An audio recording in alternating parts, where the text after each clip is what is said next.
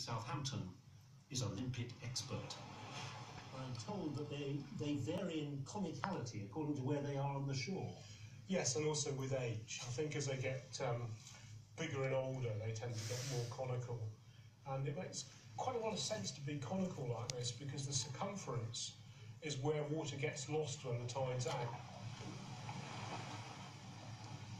Retaining moisture is vital if the limpet is to survive the drying effects of the sun.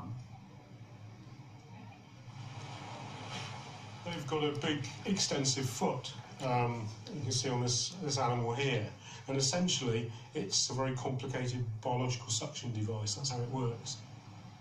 This adaptation allows them to hold on to the rock and resist the force of the waves.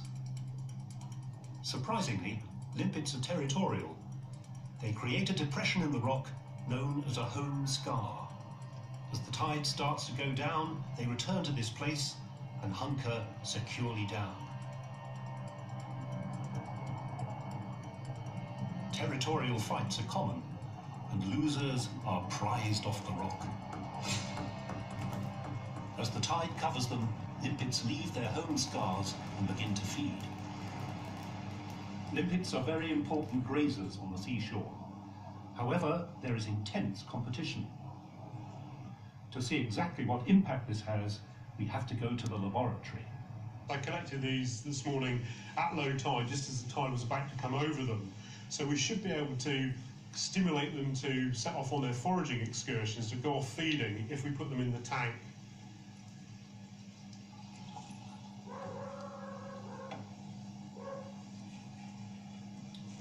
It doesn't take long before they sense they're surrounded with water. Little tentacles coming out. Yes, they have these fantastic sensory tentacles all the way around the edge of the shell.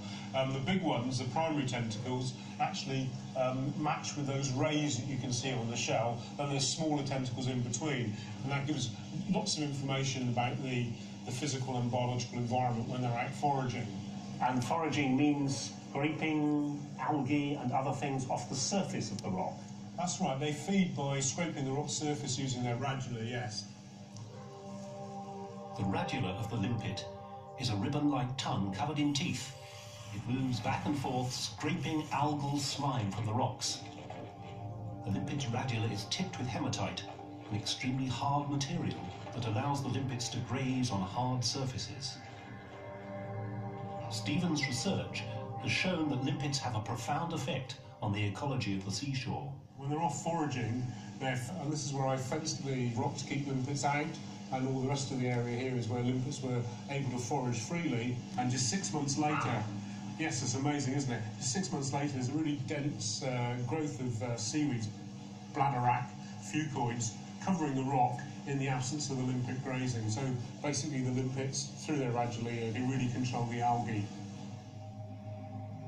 So although limpets appear to be immobile and stuck to the rocks, in fact, they have a much more complicated life cycle that plays an important part in the ecology of the intertidal zone.